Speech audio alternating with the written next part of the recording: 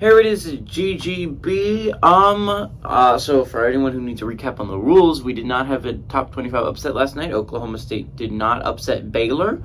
Good thing for Penn State fans. Bad news for Penn State fans. West Virginia did upset Iowa State, so it's looking more and more likely that West Virginia will be in the tournament. But Oklahoma's loss was pretty significant. Let's go over how that affected Big 12 standings. Baylor, with that amazing win last night, moves to 11-6, half a game back on Texas, and we'll be watching that TCU-Texas game rather intensely. Iowa State suffered a significant loss last night. They fall to 8-9, and that would be even more significant if Oklahoma State also did not lose last night. They did. If they hadn't lost, they would be tied with Iowa State right now, but they did.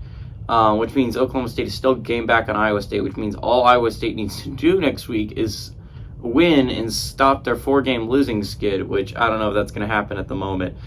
Oklahoma State suffers a crucial loss, not only in the Big 12 race, where they fall to 7-10 and are only a game back on West Virginia, which, again, all they have to do is win their last game, but it is easier said than done playing in the Big 12.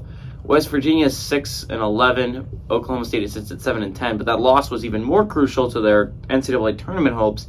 Now they sit at 16-14 overall, which is a rough spot to try and. If they lose next week, they could be 16-15, and trying to enter the NCAA tournament as a game over 500 team is going to be a rough sell for Oklahoma State basketball. West Virginia, again, got a big win last night. Not only does it put them half a game up on Texas Tech, we'll see if Texas Tech can match that, but it also means they're only a game back on Oklahoma State, which means all they got to do is win their next game, and Oklahoma State's got to lose theirs. So, not insane. Nothing insane happened in the Big 12 yesterday. The only shifting was Baylor getting a sole position of third, at least for the moment, and Iowa State falling out of that tie for fifth for the moment. Big East standing. Actually, I'm sorry. Let's go over the games first. We got 7 for you today. Good day of college basketball. Tuesdays typically are. At 6:30, we got number 6 Marquette, who's 23-6, trailing on Butler, who's 14-15. But Marquette favored by 8 on FS1. At 7 o'clock, we got Iowa, who's 18-11, trailing number 15 Indiana, who's 20-9. Indiana favored by 5.5 on ESPN2. At 7 o'clock, we got Clemson, who's 21-8, trailing number 13 Virginia, who's 21-6. Virginia favored by 6 on ACC Network. At 9 o'clock, number 18 San Diego State, who's 23-5, trailing up Boise State, who's 22-7. Boise State favored by 1 on CBS Sports Network. At 9 o'clock, we get Texas Tech, who's 16-13, trailing to number 3 Kansas, who's 24-5. Kansas favored by 9 points on ESPN. At 9 o'clock, number 24 Texas A&M, who's 21-8, trailing to Ole Miss, who's 11-18. Texas A&M favored by 5 on ESPNU. And at 9 o'clock, we had Arkansas, who's 19-10, trailing number 12 Tennessee, who's 21-8. Tennessee favored by 6 on ESPN2. Let's start in the Big East, where we got one game. We got Marquette taking on Butler. This is an important game for Marquette because, again, if you win this Marquette, you clinch the 1 seed. You have won the Big East if you win today. It's likely the Marquette wins the Big East either way. They just got to win one of their last 2 games, and they play Butler today, and they play St. John's this weekend. So, again, a likely scenario is Marquette wins this thing. But, again, if you win this game today, you clinch it. Xavier Providence fans both cheering desperately. If Marquette does lose it, Team Xavier and Providence, they play each other tomorrow. Whoever wins that will only be a game out of first. Now, again, you're going to have to hope for a prayer by the Red Storm. You're going to have to answer your prayers, but still, it's possible, which is ideal if you're a Xavier or Providence fan. Both, although they're going to be against each other tomorrow, they're with each other and rooting against Marquette tonight. Butler, on the other hand, with a win, can move to 7-12 and tie St. John's. It's an important race near the bottom. Butler has it. DePaul can't catch Butler anymore. There's only 2 games remaining. Best DePaul can do is get a game back from Butler. So all DePaul can do is really hold off Georgetown. Butler can catch St. John's. Realistically speaking, that's what the battle is for. There are some battles that are going on that are really interesting. The battle between Xavier and Providence for second place, and I mean Creighton in there to an extent, but really Creighton and UConn for fourth. Seton Hall and Villanova fighting for that spot. But St. John's and Butler's is going to be an interesting stretch to watch of basketball because Butler win today. They both are 7-12 with not a lot of games left remaining. Big game for Butler today. This is crucial if you want to earn the 8 seed in the Big East. Right now, Butler sits as the 9. This is a crucial game if you want to get that 8 seed if you're Butler. If you drop it, you're 6-13, which means you're a game back with only a game left remaining, which means you would have to win your last one, and St. John's would have to lose their last one just to get into a tiebreaker scenario. Right now, Butler holds their own destiny at creating a tiebreaker scenario. If they just win out, they create a tiebreaker scenario. If St. John's drops one of their last couple games, drops their last game, I think St. John's only has one left, and it's against Marquette.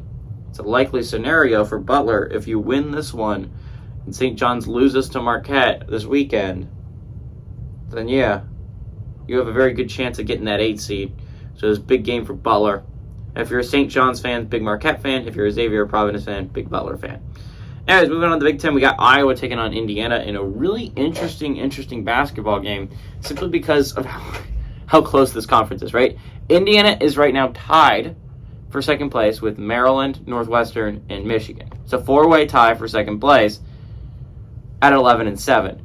Iowa and Illinois and Rutgers are all right behind them at 10-8. They're only a game back. To be fair, 2 games left remaining, but plenty of games involving some tough basketball teams in the Big Ten for those basketball teams. Indiana with a win has sole possession of second place, at least for now. Northwestern plays Penn State tomorrow. I forget who Michigan plays and who Maryland plays next, but they're not the hardest competition in the world. Indiana has sole possession. These are must-win games for really everyone down the stretch of the Big Ten. If you want to get in a good standing, everyone is so freaking close that it is so possible where if you just win your basketball games, you can put yourself in a great position, a phenomenal position, if you are a Big Ten fan, if you're a big fan of a Big Ten basketball team.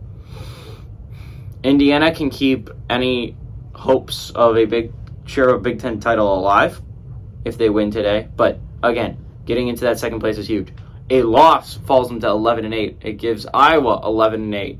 And that would move everyone up a little bit. Maryland, Northwestern, and Michigan, at least for the time being, it would sit at 11-7, half a game up on both Indiana and Iowa.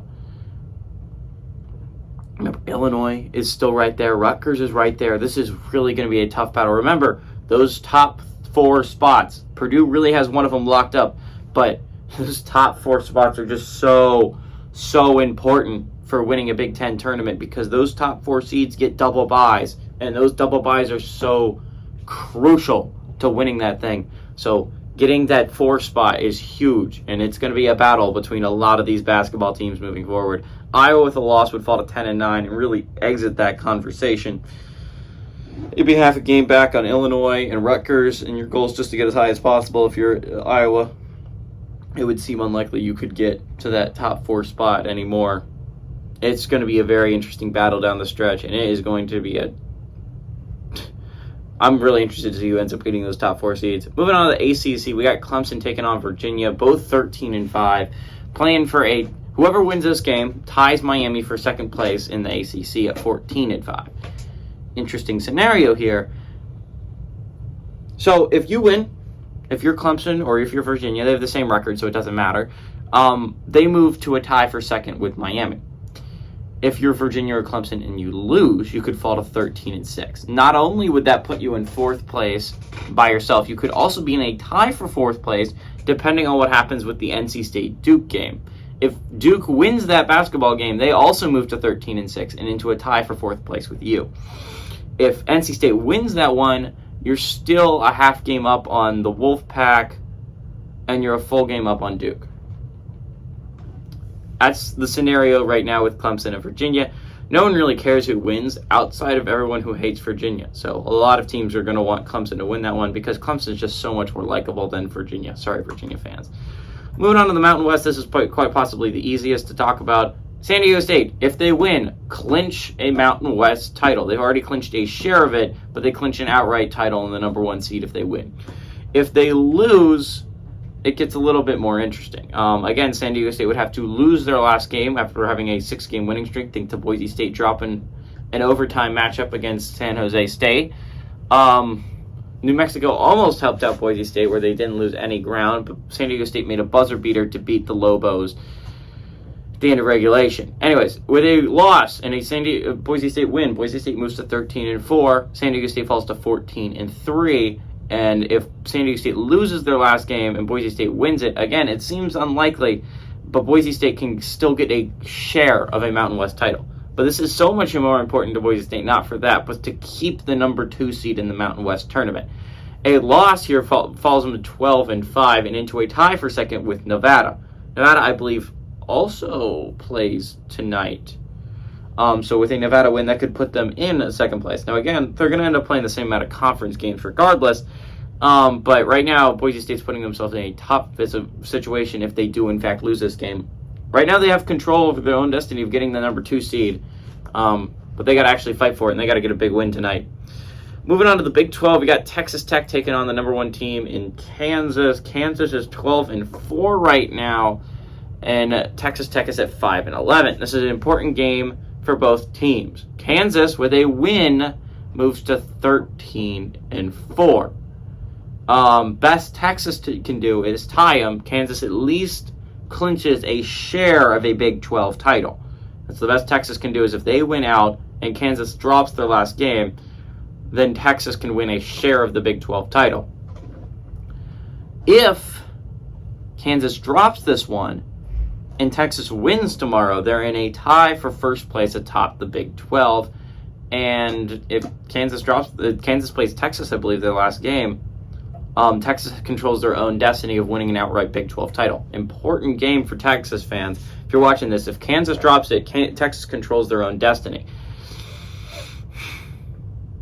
If this is a big game for Texas Tech to keep up with West Virginia, right? I mean, it's not the biggest deal in the world because the 8 seed plays the 9 seed and 7 seed plays the 10 seed, right? And West Virginia and Texas Tech right now are competing for the 8-9 speed. It doesn't really matter who wins that one. But you want to keep up with West Virginia just in case Oklahoma State somehow suffers some bad losses. If you could somehow drop to the 7 seed, that's an important thing to do if you're a Texas Tech fan. So this is a big game. Not to mention, a loss here falls you to 5-12, only half a game up on Oklahoma. If Oklahoma pulls off the upset against Kansas State tomorrow, you're suddenly in a position where you could be the last seed in the conference, which is a very, very bad thing that you do not want. So an important thing here. Because not only in that position, this position you draw the number 2 seed if you somehow beat West Virginia if you're Texas Tech. If you fall to the 10 seed and you even somehow pull off the upset over the 7 seed, you're playing the number 1 seed in the entire conference. So it's going to be a rough battle if you're a Texas Tech fan. This has got to be an interesting ball game for you. I think it's a game that you really would like to win, but it's going to be tough on the road against one of the best teams in the country.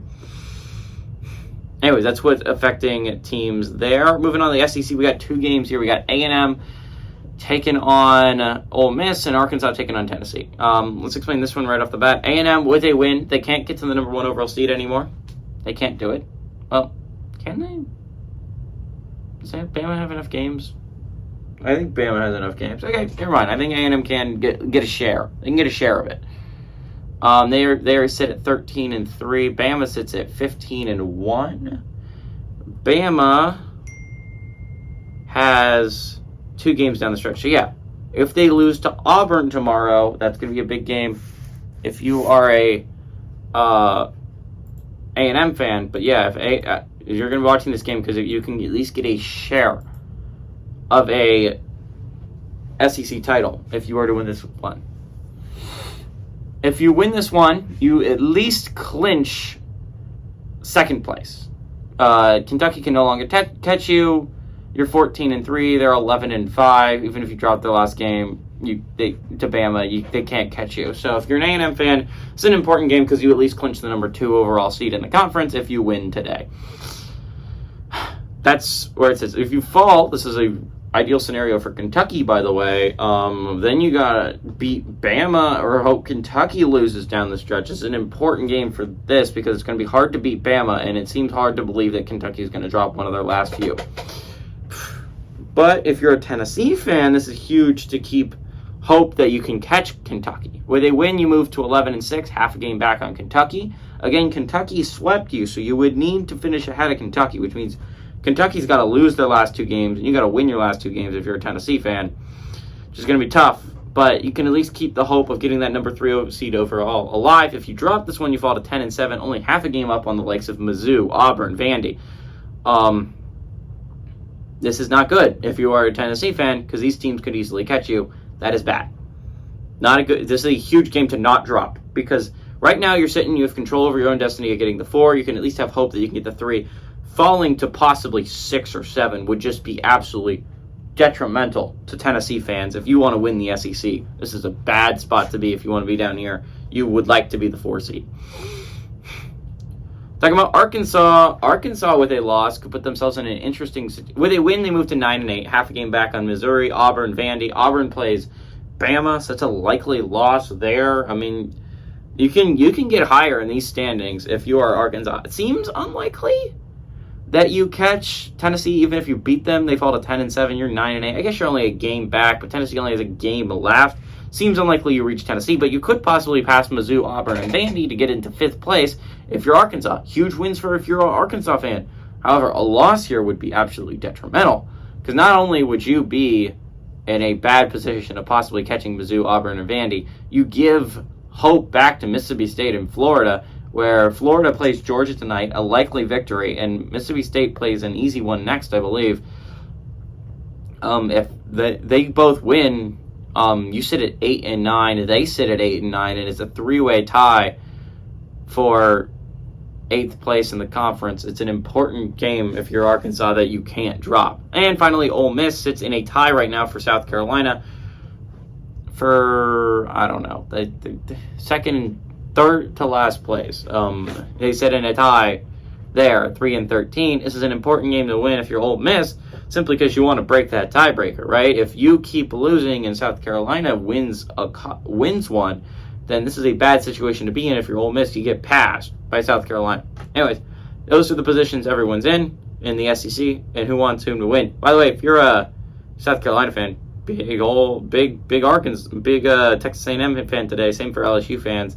They're technically speaking only a game back from Ole Miss and South Carolina from getting out of last place. So, important games for these teams down the stretch. Anyways, that is all the teams that are playing today. So who do I think is going to pull off the upset?